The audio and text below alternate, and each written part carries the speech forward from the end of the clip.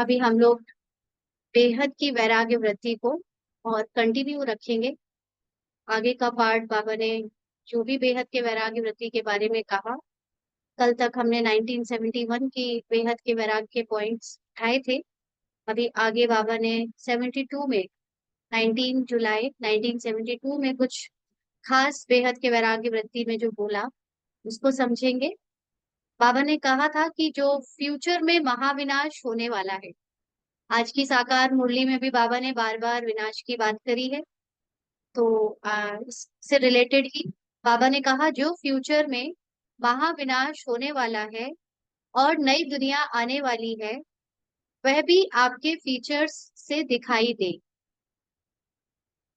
देखेंगे तो फिर वैराग्य ऑटोमेटिकली आ जाएगा। एक तरफ वैराग्य, दूसरे तरफ अपना भविष्य बनाने का उमंग आवेगा।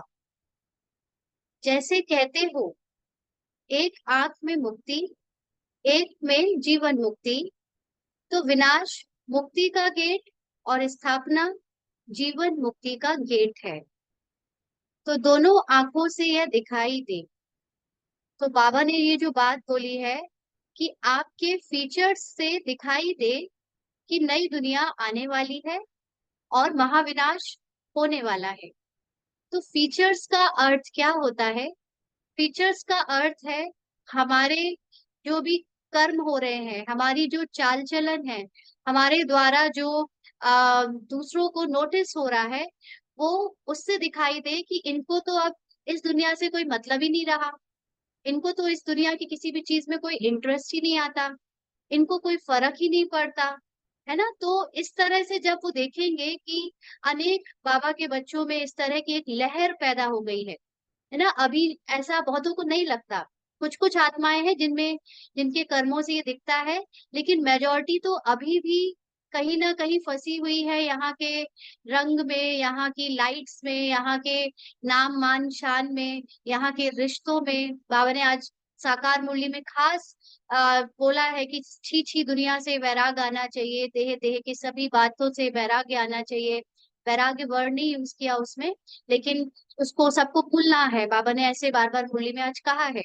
तो यहाँ पर भी अभी है ये संकल्प, लेकिन अभी बहुत थोड़ी सी आत्माओं में है, मेजोरिटी में देखने में नहीं आता। मेजोरिटी में अभी भी बाबा बाबा करते हैं, लेकिन बाबा से अभी भी साकारी रूप में ही कुछ ना कुछ कामनाएं रखते हैं। या जो सेवा भी कर रहे हैं तो उनको भी सेवा के रिलेटेड बहुत कामनाएं हैं कि हमारे सेंटर हो जाए, हमारे सेंटर बढ़ जाए, हमारा नाम मान शान हो जाए, हम फेमस हो जाए, कंपटीशन चल रहा है। तो अभी वो वैराग्य, वो फीचर्स जो होने चाहिए जिसमें हमें इस दुनिया का कोई भी पार्ट इंटरेस्ट ना दे, यहाँ तक कि सेवा में भी हमारा इंटरेस्ट ना हो।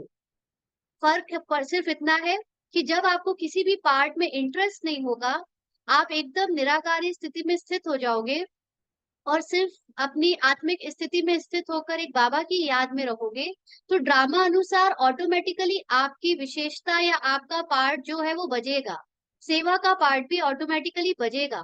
तो वो पार्ट बजाते समय आपकी आसक्ति उस पार्ट में नहीं होगी, उस सेवा में नहीं होगी, उस जो भी हम किसी के लिए जो किसी के प्रति कर रहे हैं या जो जिम्मेदारियां उठा रहे हैं, उसमें भी हमारी कोई आसक्ति नहीं होगी। ऑटोमेटिक पार्ट जो बज रहा है वो अपने आप बजता रहेगा, मेरा ध्यान सिर्फ और सिर्फ अपनी आत्मिक स्थिति और बाबा की याद में होगा। जैसे हमारी दादियां, गुलजार दादी और जानकी दादी, जो जिनको देखा जाता था कि वो हर पल, जानकी दादी का तो बोलने का पार्ट ज्यादा था, लेकिन वो फिर भी बाबा की याद में स्थिर होकर ही पूरे टाइम बाबा की गुणगान करती थी। गुलजार दादी का पार्ट अंतर्मुखता का था, बहुत शांत रहकर अपनी हर वक्त वो अपनी निराकारी स्थिति में स्थित रहती थी, और जब जरूरत होती थी, बहुत जरूरत होती थी, सिर्फ तभी उतना ही जवाब देती थी जितना पूछा जाता था, और किसी बात में कोई इंटरेस्ट नहीं। जहां बिठा लो वहां बैठ जाना, जहाँ जो खिला दो वो खा लेना, अपनी कोई पर्सनल चॉइस नहीं। तो ऐसे ही जब हमारे फीचर्स ये दिखेगा कि इनकी तो अपनी कोई पर्सनल चॉइस ही नहीं है, इनका तो किसी चीज में कोई इंटरेस्ट नहीं है। अभी भी बाबा के कई बच्चों में, बीके बच्चों में कई सारी ऐसी देखने में आती है, अभी घर बनाना है, अभी यहाँ घूमने जाना है, अभी ये करना है, वो करना है। तो पार्ट अनुसार ठीक है, ये चल रहा है, इसमें भी कोई बुरी बात नहीं है, लेकिन जो सच्चाई ये है कि जो यथार्थ पुरुषार्थ जिसका चल रहा है, उसके फीचर्स से इन सब बातों का वैराग्य होगा। तो बाबा ने कहा कि फिर वो देखेंगे कि इतनी सारी आत्माओं में इतना वैराग्य है कि इनको इस दुनिया से कोई इंटरेस्ट नहीं है, तब तो जरूर कोई बात होगी, जरूर इस दुनिया में कुछ होने वाला है, तो उनको भी वैराग आएगा। और साथ साथ जो नई दुनिया आने वाली है, उसके गुण, बाबा ने कहा है ना, आने वाली दुनिया का साक्षात्कार आपको होने लगेगा जैसे जैसे वो दुनिया पास आएगी। तो हमको साक्षात्कार होने लगेगा, माना हमको हमारे ही संकल्प, हमारे ही संस्कार सतयुगी दिखने लगेंगे। साक्षात्कार का मतलब ये नहीं कि एक टीवी में हम अपने आप को पुष्पक विमान में उड़ता हुआ देखेंगे और वो रंग बिरंगी सोने से लदी हुई ड्रेस देखेंगे। साक्षात्कार का मतलब है कि हम जो संस्कार अभी हमको अपने ज्यादातर तमोगुणी दिखते थे या दिखते हैं कभी कभी, मेजोरिटी टाइम या कभी कभी भी सही, तो वही संस्कार वही संकल्प मैक्सिमम फिर क्या हो जाएंगे, सतोगुणी हो जाएंगे। मैक्सिमम हमारी अवस्था हल्की रहने लगेगी। मैक्सिमम हम अपने आप को देवी देवताओं के समान दाता रूप में देखेंगे।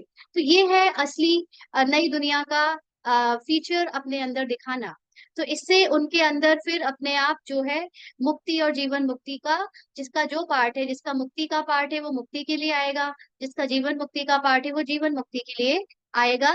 और फिर जल्दी जल्दी ये पार्ट सबका कंप्लीट होगा। तो यह पुरानी दुनिया जाने वाली है, आपके नैन और मस्तिष्क यह बोले। मस्तिष्क भी बहुत बोलता है। मस्तिष्क का मतलब आपके जो फीचर्स है, जो चेहरे में जैसे वैसे भी होता है ना, ऑरा जो होता है, कई लोग फेस रीडिंग कर लेते हैं, कई लोग मस्तिष्क की रेखा पढ़ लेते हैं। तो सब तो नहीं पढ़ पाते जो हमारे मस्तिष्क देखेंगे कि ये बहुत भाग्यवान है। लेकिन मस्तिष्क बोलेगा मतलब इसमें एक आत्मिक स्थिति का इतना तेज होगा, और उसको इन दुनिया से, इस दुनिया के इससे इतना वैराग्य होगा कि दुनिया में चल रहे जो दुख और टेंशन और स्ट्रेस का पार्ट है, वो पार्ट उनके चाल चलन चेहरे में कहीं आएगा ही नहीं।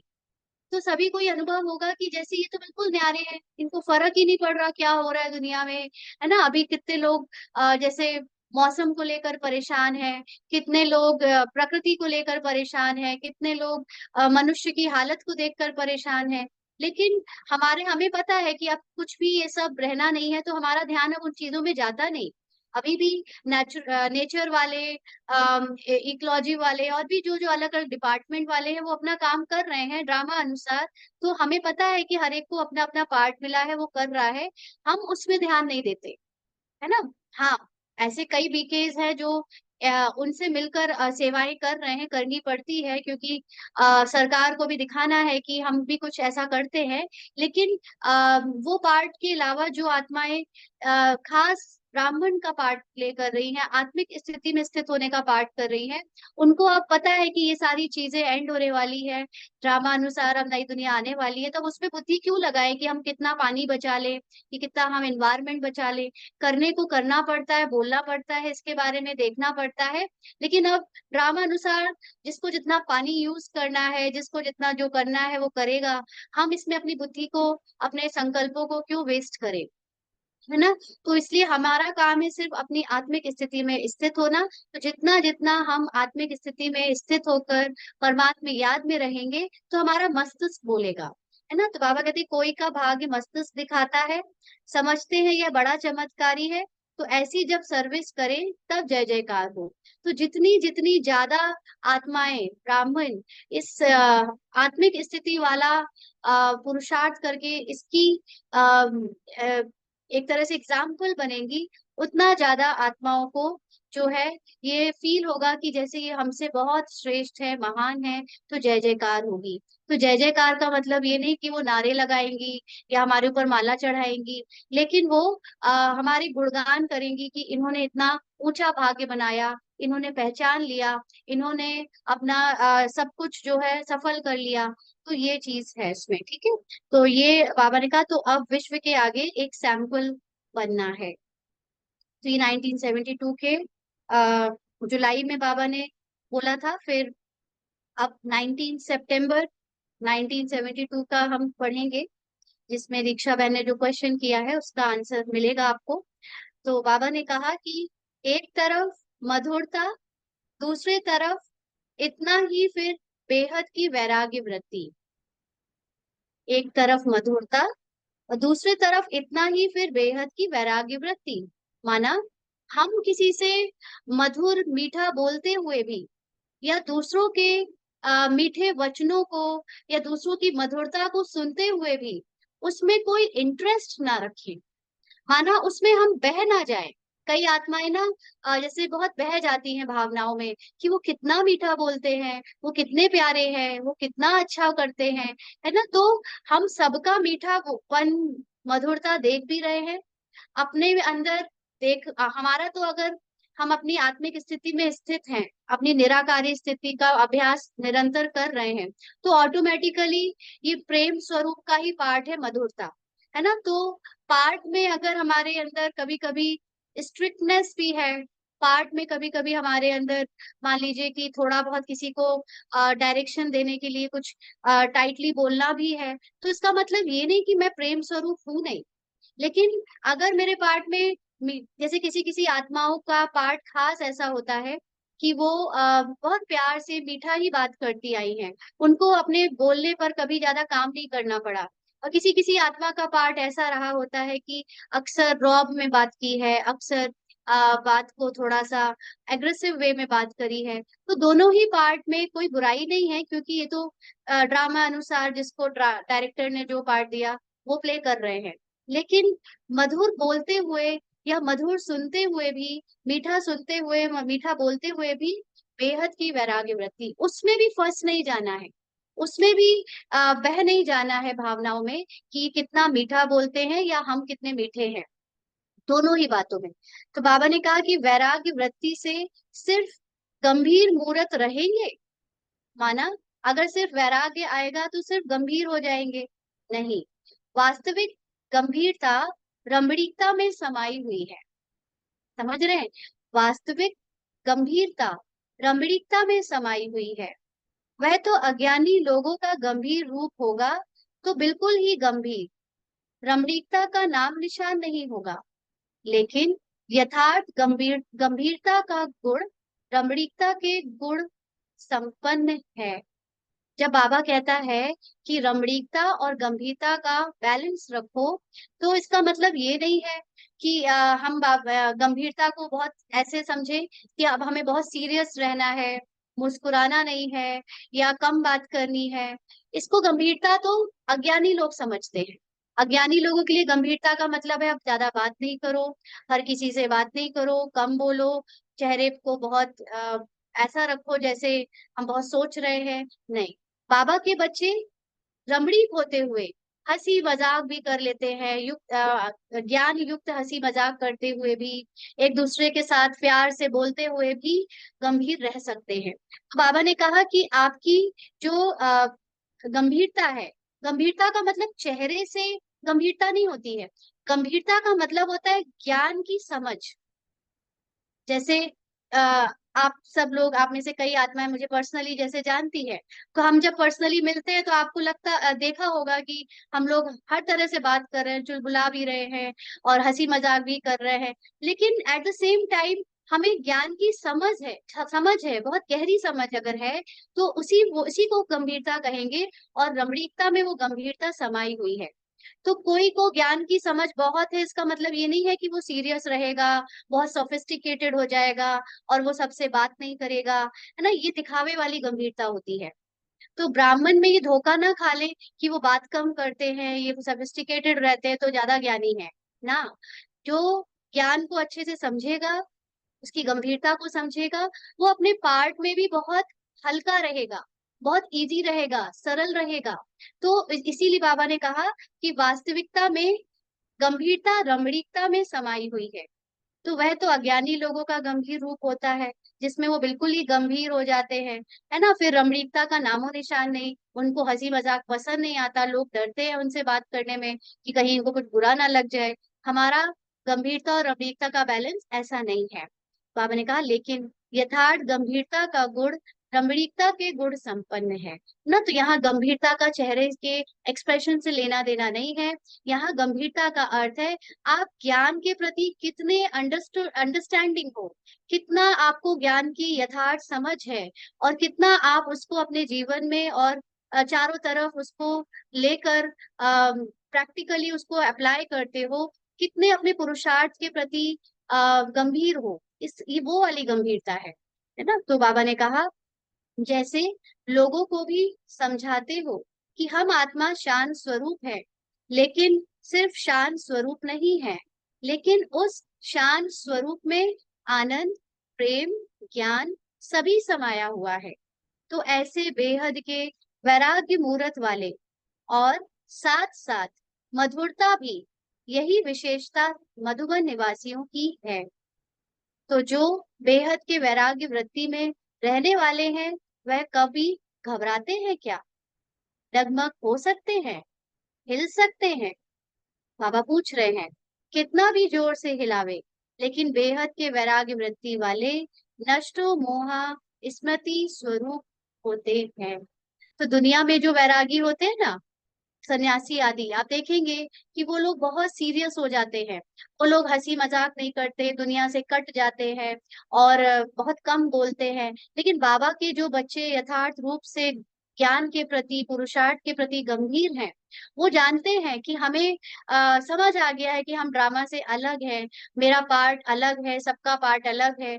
और जितनी जितनी आपकी आत्मिक स्थिति पक्की होती जाएगी, जितना ज्यादा हम ड्रामा से अलग खुद को निराकारी स्थिति में स्थित कर पाएंगे, उतना ही हम देख पाएंगे कि अब पार्ट बजाने में भी बहुत मजा आ रहा है। अब अगर मुझे किसी की सिस्टर का, किसी की मदर का, किसी की बहन का पार्ट भी प्ले करना पड़ रहा है, तो अब वो पार्ट में भी मैं समझ रही हूँ कि जो कुछ कह रही हूँ, बोल रही हूँ, कर रही हूँ, ये सिर्फ एक्टिंग कर रही हूँ। तो इसलिए उसको करने में भी फिर बहुत आनंद आने लगता है, क्योंकि अब कोई भी चीज मुझे ये डराती नहीं है कि वो लोग मेरे बारे में क्या सोचेंगे, है ना। जब तक आधा ज्ञान है, तो हम ऊपर ऊपर से दिखने की कोशिश करते हैं कि हम ज्ञानी हैं। हम ड्रेस पहनकर अपने आप को बीखे या ब्राह्मण या ज्ञानी दिखाने की कोशिश करते हैं, या हम बैठकर योग लगाकर ब्राह्मण या बीके प्रूव करते हैं, है ना। लेकिन जितना जितना ज्ञान अंदर तक समझ बढ़ती जाएगी, गंभीरता उसकी ज्ञान की बढ़ती जाएगी, उतना ही हमारे लिए ऊपर से रमणीक होना, ऊपर से सब कुछ पार्ट प्ले करते हुए भी उससे न्यारा होना बहुत आसान हो जाएगा। तो इसलिए बाबा कहते हैं कि ऐसे जो बेहद के वैराग वृत्ति वाले होते हैं, वो कभी घबराते नहीं, है ना। उनको फिर फर्क नहीं पड़ता कि लोग उनके बारे में भी क्या सोचेंगे, या कोई परिस्थिति आई भी और उस परिस्थिति में मान लीजिए कि वो अ, अपने आप को साक्षी होकर देख रहे हैं कि उनके संकल्पों में कुछ चल रहा है, मान लीजिए कुछ हलचल आई, या कोई गंभीर कोई तरह का स्ट्रेस भी आया, या थोड़ा सा नर्वसनेस भी आई, तो वो उसको भी साक्षी होकर देखते हैं। ये देख रहे हैं कि पार्ट में मन को डर लग रहा है, पार्ट में मन को क्योंकि अभी समझ आ गई है कि मन मुझ आत्मा से एकदम अलग है। मन में हलचल आ सकती है, मन में डर लग सकता है, मन में नेगेटिविटी आ सकती है, लेकिन जो आत्मा है वो एकदम अचल अडोल है, स्थिर है, शांत चित्त है। तो इसलिए फिर वो, जिनको बेहद का वैराग आएगा अपने इस पुराने पार्ट के जो भी हिसाब किताब है, या मन में चल रहे संकल्प या संस्कार है, उससे भी वैराग, उसमें भी इंटरेस्ट नहीं। तो जब उसमें भी इंटरेस्ट नहीं, तो क्या बन जाएंगे, चलाडोल बन जाएंगे, है ना, हिल नहीं सकते फिर। तो कितना भी जोर से हिलावे, लेकिन बेहद के वैराग्य वृत्ति वाले नष्टो मोहा स्मृति स्वरूप होते हैं, क्योंकि उनका हर समय फिर यही ध्यान होता है कि मैं बस अपने अचल अडोल स्थिर स्वरूप को, बाबा के समान जो मेरा निराकारी स्वरूप है, उस पर टिकूं, बाबा की याद में रहूं। और ये जो मन में उठ रहे बार बार हलचल है, या मूड स्विंग्स हैं, या फीलिंग्स हैं, या जो संस्कार है, वो उससे मेरा कोई लेना देना नहीं है, उससे अपना ध्यान बार बार वो हटा लेते हैं। तो क्या बन जाते हैं, नष्टो मोहा स्मृति स्वरूप। तो बाबा ने कहा तो नष्टो मोहा स्मृति स्वरूप हो, कि थोड़ा बहुत देखकर कुछ अंश मात्र भी स्नेह कहो व मोह कहो, लेकिन स्नेह का स्वरूप क्या होता है, इसको तो जानते हो ना। जिसके प्रति स्नेह होता है तो उसके प्रति सहयोगी बन जाना होता है ना। अगर हम कहते हैं कि हमारा बाबा से स्नेह है, तो बाबा के प्रति सहयोगी कैसे बनेंगे? जब हम नष्टो मोहा स्मृति स्वरूप बनेंगे, है ना। बाबा इसीलिए कहता है कि अब पुरानी दुनिया से पूरी तरह से अपना ध्यान अलग कर दो, यहाँ तक कि अपने पाठ में चल रहे संस्कारों से, संकल्पों से भी अपना ध्यान अलग कर दो, तो मेरी याद में टिक पाओगे। तो बाकी कोई रीति रस्म से स्नेह का रूप प्रकट करना, इसको स्नेह कहेंगे या मोह कहेंगे? तो अगर बाबा से स्नेह है तो बाप समान बनकर दिखाएं, बाप के समान स्थिति में टिक कर दिखाएं, और ना कि जो हम अभी लौकिक दुनिया में जो तरीका था हमारा किसी को स्नेह दिखाने का, है ना, उस वो सारे तरीके क्या थे? वो स्नेह नहीं, लेकिन मोह थे। तो बाबा ने इसीलिए ये बात कही कि यहाँ पर नष्टो मोहा स्मृति स्वरूप बनने के लिए आपको अपनी जो सच्चित आनंद स्वरूप की अचल अडोल अवस्था है, जो एकाग्रता की जो अवस्था है, उसको कंटिन्यू रखना है, पार्ट से अलग करना है। और सबसे बड़ा जो प्रश्न का उत्तर है, दीक्षा बहन को शायद मिल गया होगा कि गंभीरता में ही रमणीकता समाई हुई है यहाँ पर, या रमणीकता में गंभीरता समाई हुई है। चेहरे से आप सीरियस रहो, चेहरे से आप बड़ा सोफिस्टिकेटेड बन के दिखाओ, ऐसा बाबा ने कभी नहीं कहा, है ना। वो अलग बात है, किसी का नेचर बचपन से ही इस पार्ट में ऐसा होता है कि वो आ, रहते हैं सीरियस, नहीं ज्यादा बोलते। जैसे आप देखेंगे ब्रह्मा बाबा और मम्मा का पार्ट बहुत अलग अलग था। ब्रह्मा बाबा का पार्ट हंसमुख था, रमणीक था, और मम्मा का पार्ट थोड़ा गंभीर था।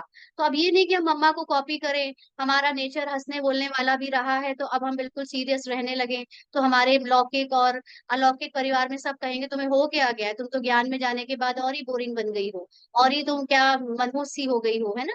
तो वैसा नहीं बनना है हमको। अगर किसी के बचपन से ही वैसा पार्ट है कि वो रहते ही गंभीर है, कम बोलते हैं, तो बात अलग है। लेकिन आप हमेशा हंसमुख चुलबुले रहे हो, तो उसमें होने में कोई बुराई नहीं है। बस अंदर से ज्ञान की समझ, अंडरस्टैंडिंग होनी चाहिए, और जो वैराग्य है वो होना चाहिए। तो इसको यथार्थ रूप कहेंगे अपने अंदर गंभीरता का और रमणीकता का। ठीक है। ओम शांति। आगे का कल करेंगे।